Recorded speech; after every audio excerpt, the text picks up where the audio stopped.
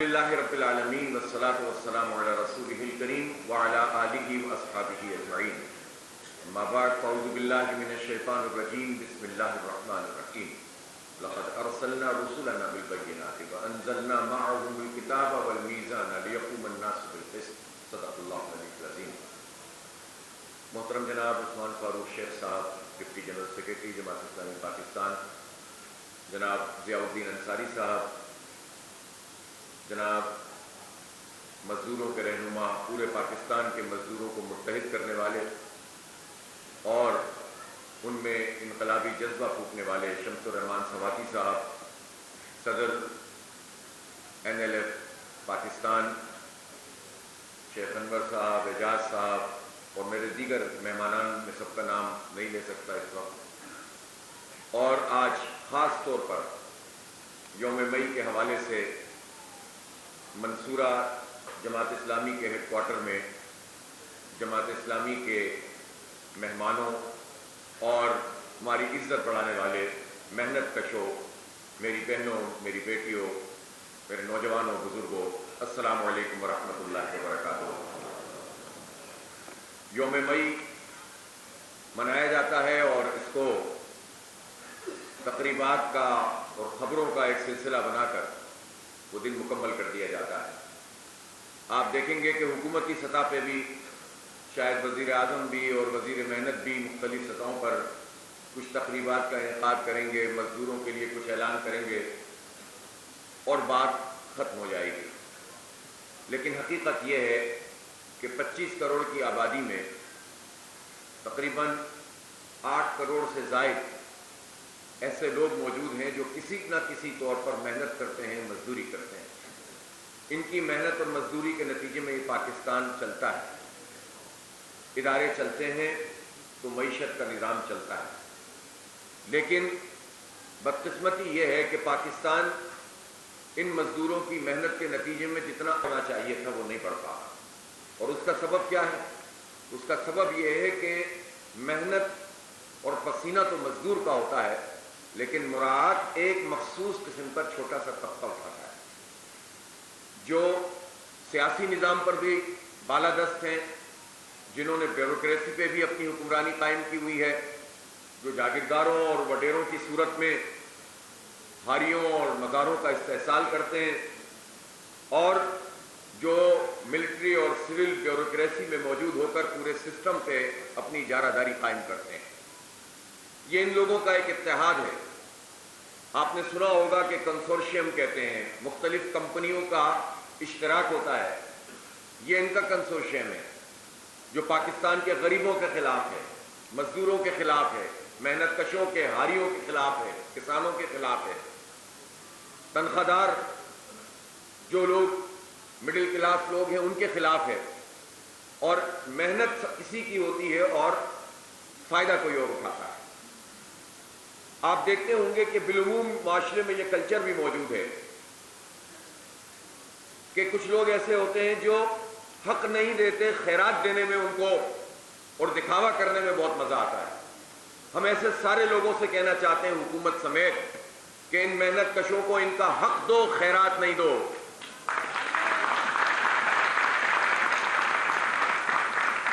یہ جو اسکیمیں نکال کے بے نظیر انکم سپورٹ پروگرام کے نام پر لوگوں کو بے وقوف بنایا جاتا ہے، اور کرپشن کا ایک بہت بڑا دھندا اس میں چل رہا ہے، اور اس میں نون لیگ اور پیپلز پارٹی پوری طرح ڈوبے ہوئے ہیں۔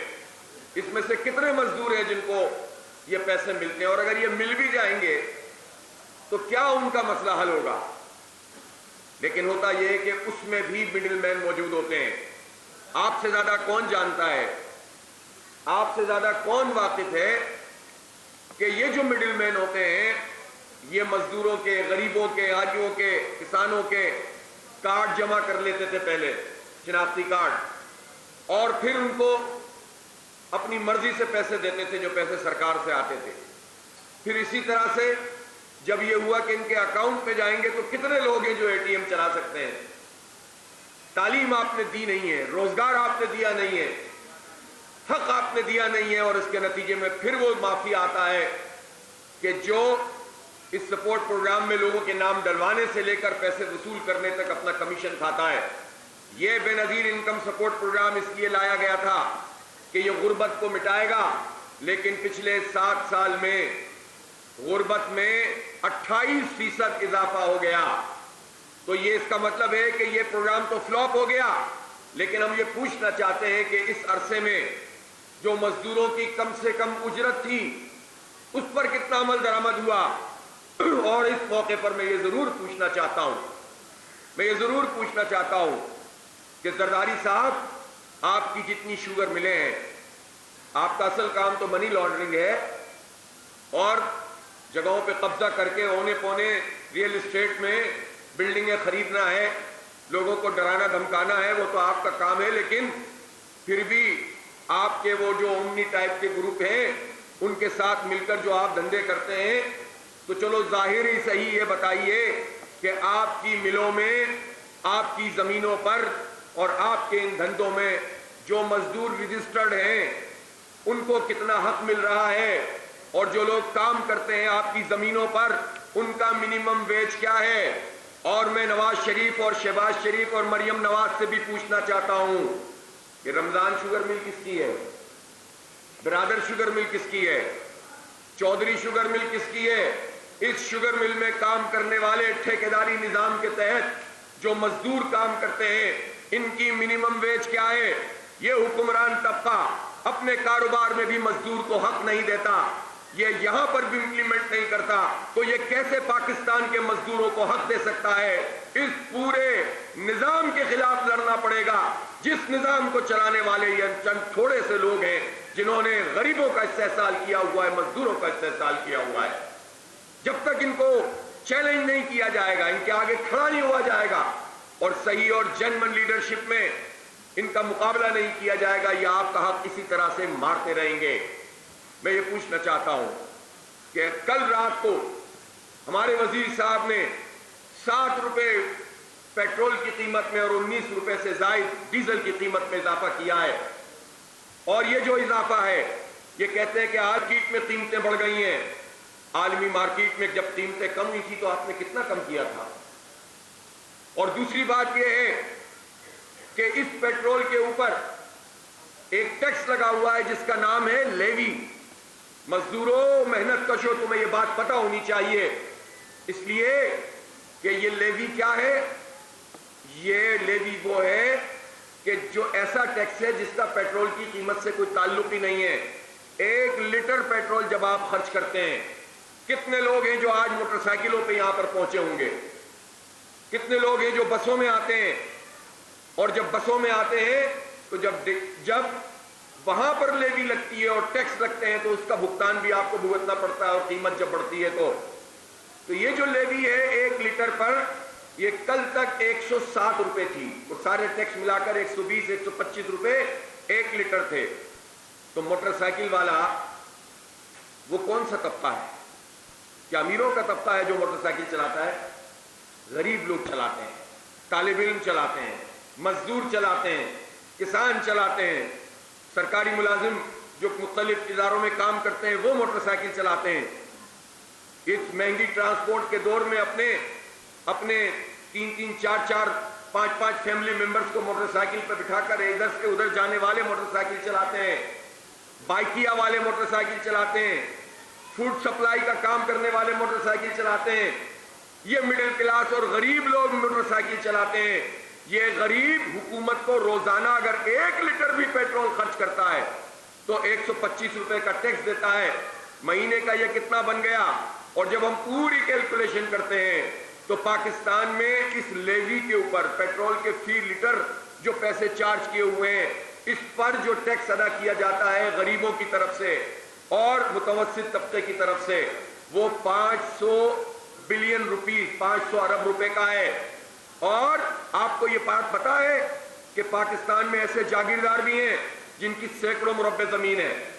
میں چھوٹے کاشتکار کی بات نہیں کرتا، وہ تو خود پریشانی کا شکار ہے، کسان کی بات نہیں کرتا، لیکن جن کی سینکڑوں ایکڑ اور سینکڑوں مربع زمینیں ہیں اور جو حکومتوں میں موجود ہیں، انہوں نے پورے سال میں 12 ارب روپے ٹیکس جمع کرایا ہے، اور صرف موٹر سائیکل کی لیوی پر ایک ٹیکس پر حکومت نے 500 ارب روپے غریبوں سے جمع کیے ہیں۔ تو آپ سوچ سکتے ہیں کہ یہ کتنا بڑا ظلم کا نظام ہے.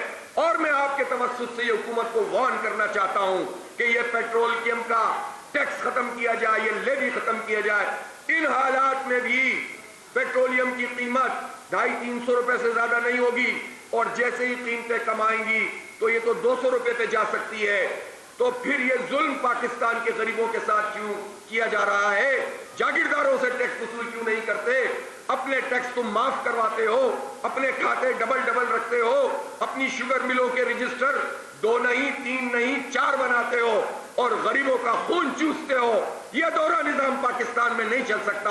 اس کے خلاف جد و جہد کرنی پڑے گی, اس کے خلاف اٹھنا پڑے گا. اس کے علاوہ کوئی مسئلے کا حل نہیں ہے.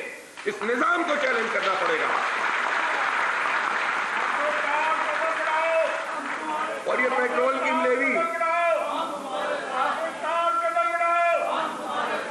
اور یہ صرف موٹر سائیکل نہیں, 2.5 کروڑ موٹر سائیکلیں پاکستان میں ہیں. اس میں سے ہم نے تو بہت سادہ چھوٹا سا فارمولا لگایا ہے کہ چلو 1 کروڑ چلتی ہوں گی, 1 لیٹر خرچ کرتی ہوں گی. جو چھوٹی گاڑیاں بھی لوگ چلاتے ہیں, متوسط طبقے کے لوگ ہوتے ہیں, ان کا ٹیکس بھی تقریباً 500-600 ارب روپے بنتا ہے ایک ٹیکس. پھر بجلی کے بلوں میں جو ٹیکس لگے ہوئے ہوتے ہیں, جو فکس چارجز لگے ہوئے ہوتے ہیں, جو آپ کھانے پینے کی چیزوں پر سیلز ٹیکس دے رہے ہوتے ہیں, یہ 36 طرح کے ٹیکس پاکستان کے غریب لوگ ادا کرتے ہیں.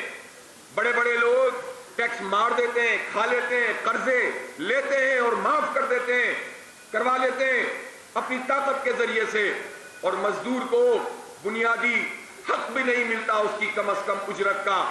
اور اسی طرح سے لوگ ٹھیکیداری نظام کے تحت کام کرتے ہیں. یہ ٹھیکیداری نظام کیا ہوتا ہے؟ یہ ٹھیکیداری نظام یہ ہوتا ہے کہ جس کا درد آپ لوگ محسوس کرتے ہیں کہ اگر ایک دن آپ چھٹی کریں گے تو آپ کی ویج کٹ جائے گی. ایسا ہوتا ہے کہ نہیں ہوتا؟ خواتین ہیں, دھکے کھاتی ہیں. میں دیکھتا ہوں انڈسٹریل ایریاز میں ملک بھر میں, خصوصاً کراچی میں, جب شام کو ملوں سے ٹٹ کے ٹٹ لوگوں کے نکل رہے ہوتے ہیں, مجھے ان کے چہروں پر ایک عجیب پریشانی نظر آتی ہے. مزدوروں کی اور ٹھیکیداری نظام کے تحت کام کرنے والی, خاص طور پر میری مائیں بہنیں بیٹیاں, ایک دکھ ہوتا ہے, ایک پریشانی ہوتی ہے کہ اپنے گھر کے نظام کو چلائیں یا جو ہے یہاں پر دھکے کھائیں. 1-2 گھنٹے میں جا کر اپنے گھروں کو پہنچتے ہیں, 12 گھنٹے کی ڈیوٹی کرتے ہیں, اور پھر بھی پورا حق نہیں ملتا, پھر بھی جو ہے وہ آپ کو انصاف نہیں ملتا. یہ کیسا نظام ہے؟